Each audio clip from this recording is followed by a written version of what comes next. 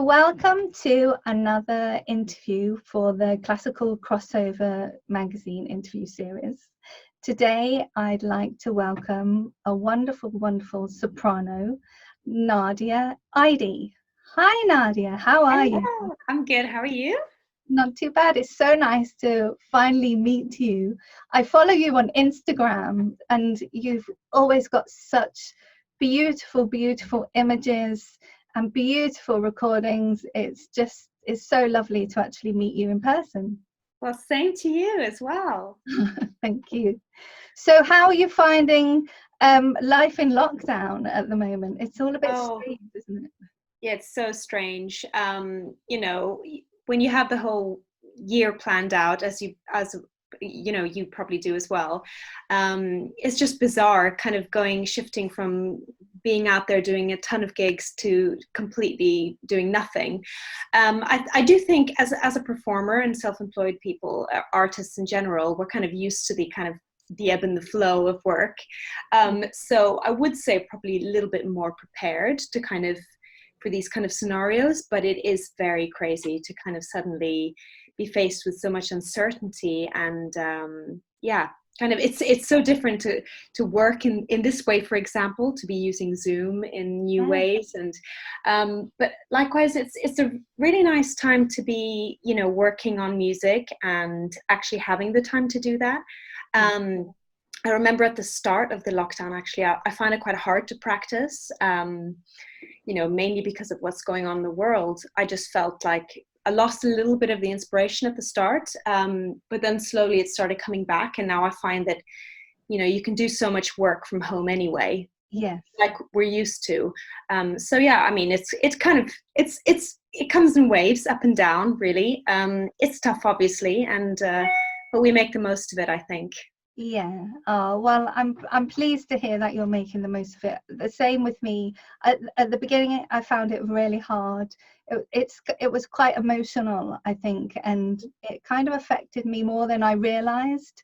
Yeah. But now I've kind of got used to it, in a way, and I find myself busier than Yeah. before but in completely different ways. So Absolutely, I agree with that. It's like a different kind of busy, a different world, and yeah. you have to spend so much more time to create something, but figuring out different ways of doing it as well. Yeah, it's a learning process. Exactly. So, before I ask any more questions, for any of our viewers that are not familiar with yourself, could you kind of just tell us a little bit about yourself and your musical journey and kind of how you ended up in the classical crossover genre? Well, okay. So I started singing at the age of 12. I was kind of an all-around performer. I used to dance and sing, and I was a gymnast and all sorts. I Yeah. trained in theatre initially in the UK and thought, I'd go into a career of musical theatre. Also trained classically, so I do a lot of operas. So my background is very much theatre and opera and classical. But I kind of felt like, well, I've been doing it for many, many years, coming up to 11 years now. And I started doing gigs as a way of kind of getting out of having to work in a bar and, all these kind of things that you kind of have to do as an artist to keep yourself going. Yeah. I just love to sing, and the singing kind of took over more and more. And then I think about 5 or 6 years ago, I really kind of fell in love with doing concerts and things.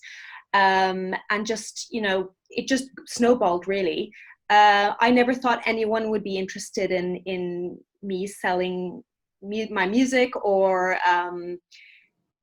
as me as an artist, because being an actress, it's such a different thing. You're always part of someone else's vision, Yeah. and it's all about the roles you create and things like this. So it's very much, you're stepping into a world, you're singing a certain way, you're sounding a certain way, you act a certain way.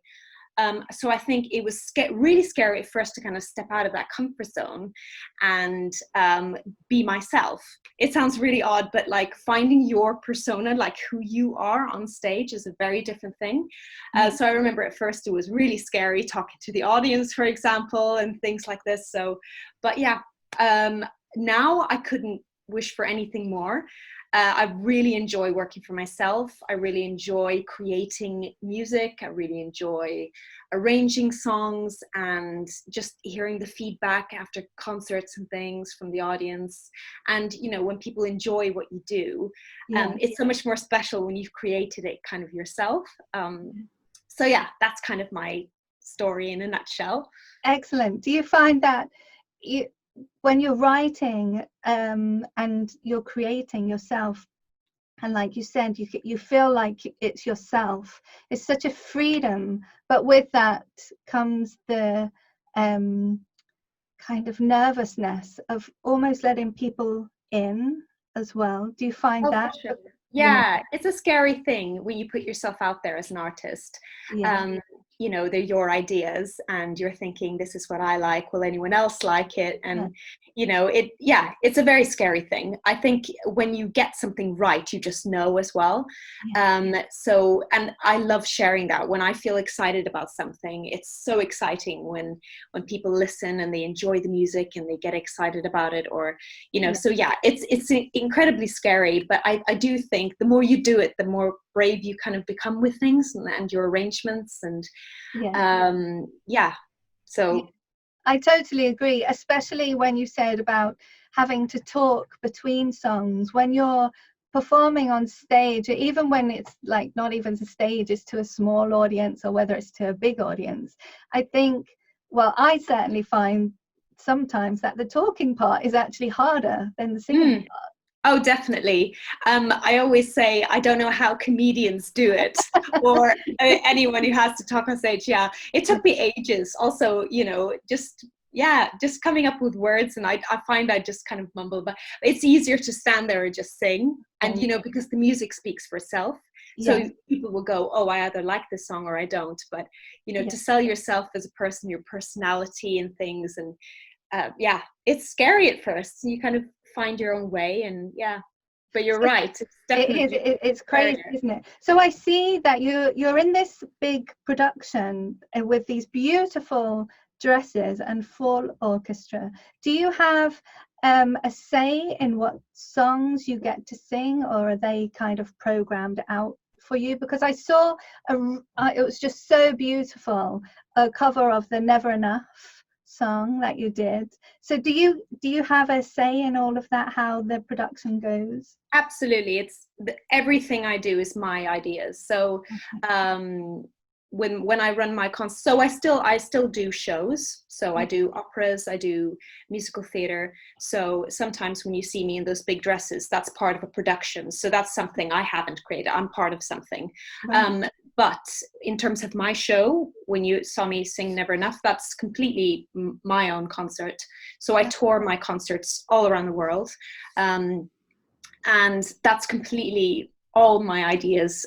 So I kind of get an arranger to do all the music for me, and I show up and I give it to the bands, and they're just incredible, and they play the music, and we do a rehearsal, and then we hit the roads and we sing.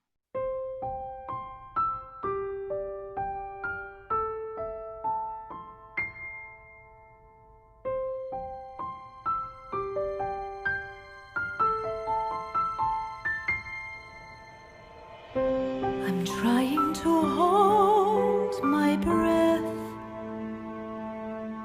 let it stay this way, can't let this moment end. You set off a dream in me, getting louder now. Can you hear it echoing? Take my hand, will you share this with me? 'Cause darling, without you, all the shine of 1,000 spotlights, all the stars we steal from the night sky will never be enough, never be enough.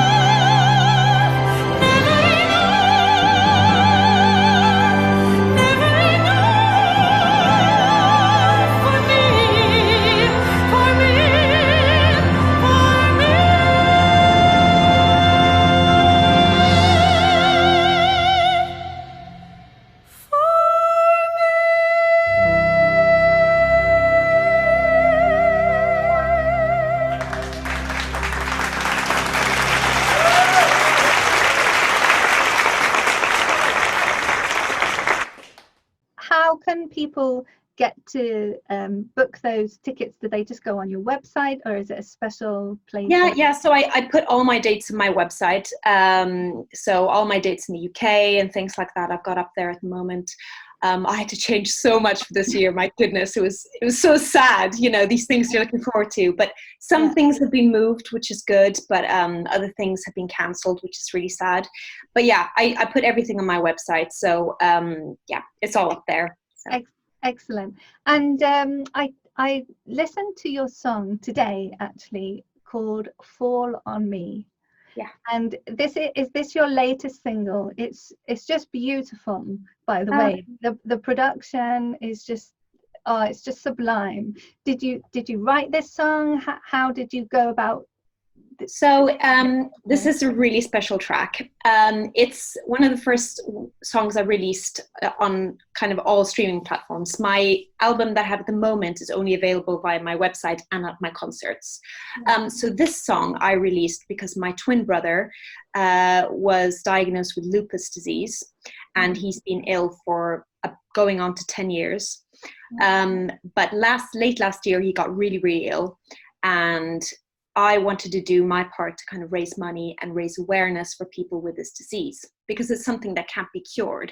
So it's really something you just have to learn to live with, really.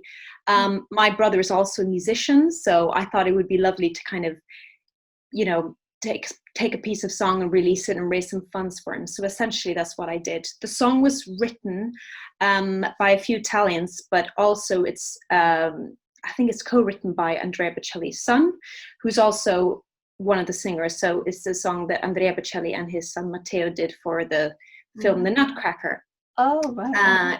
So mine sounds completely different. That's probably why you didn't recognize it. No, I didn't. It's in English as well. Yeah. Well, I tell you what, that's actually, for me personally, that's a sign of a true artist. Because if you can take a song that is kind of well known and make it sound like it's completely new, that's just amazing. So, fab. That's good. Yeah, well done. Yeah. So I just had this idea, and I love the words. I think they worked really well. So I kind of completely rearranged it. I changed the language into English, and obviously put it in a higher key, and just got an orchestrator to do the whole thing for me, and released that, and it went to #1 in the classical charts in the UK, which is crazy. Wow. Yeah, wow, that's amazing. Crazy. Congratulations. That is awesome. Yeah, it was really, really great, because I'm not signed to any label. All I do is my own, it's literally me with my computer coming up with ideas and then sending it off to my arrangers. So I was completely shocked, but also it's fantastic for my brother and other sufferers with lupus to kind of, get that kind of awareness. I don't know, if I could do my part, I wish I could do even more.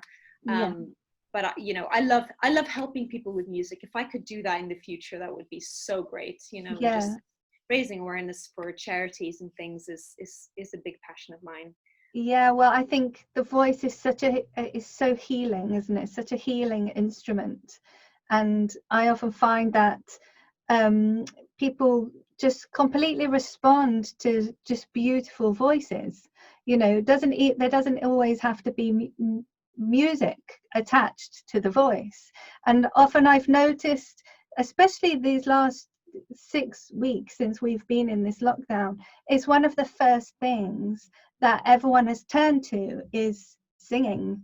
We've seen just an absolute multitude of people singing, and it just goes to show that it is such an important part of life. Yeah, you are so right. And especially, for years I was thinking, God, should I do something more useful with my life? I was thinking I should be a doctor or a vet or something that could help people. Sometimes I was thinking, is singing really something that I can help?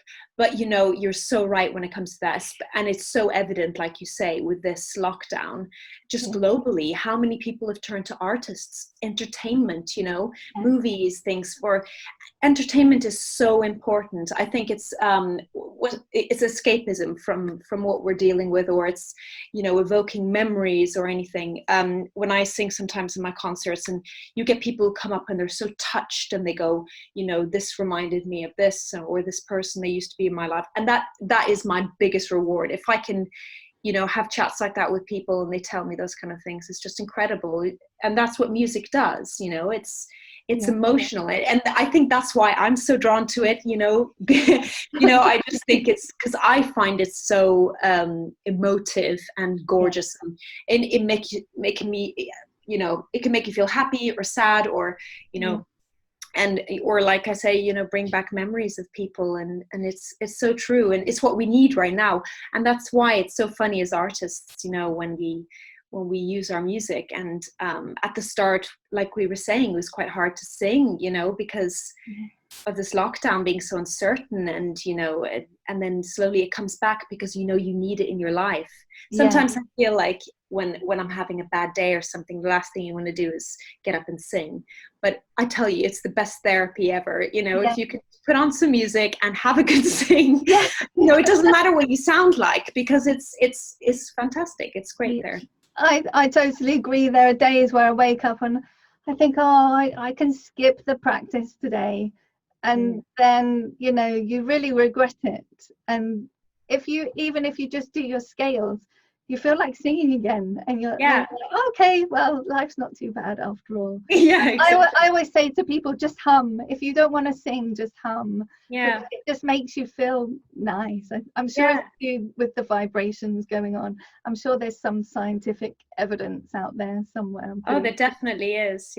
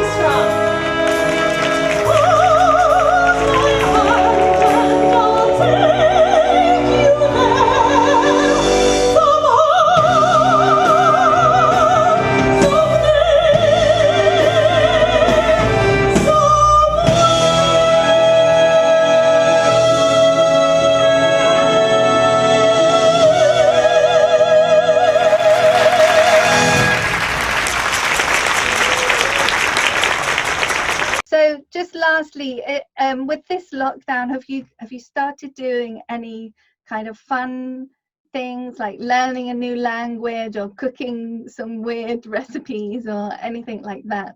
Oh God, if I had time, I would. I've got 2 dogs and a son who is 1 year old.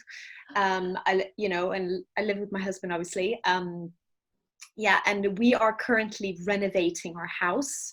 Ooh. So we moved from London up to Oxford just in January, literally before all this happened. And we love doing up houses and things. So that's kind of our passion on the side. Wow. So we're currently living in just chaos. We're just trying to do up this house, but it's really good. I have to say, it's a lovely kind of distraction. And I haven't really noticed too much about what's going on in the outside world because we have our hands pretty full here at the moment. But I do spend all my spare time I spend on my music. So because I was coming up with, I was preparing for my second album, which is going to hopefully be released by the end of the year. So it's going through all of that, coming up with new shows, because I hate just sitting still. I always have to have a project. I'm just one of those people. It's good for me to always have my fingers in many pies. So I try to do a lot of work on that when I have a spare moment, and just to keep my creative juices flowing, because that's so important. But yeah, I wish I had time to learn a new language.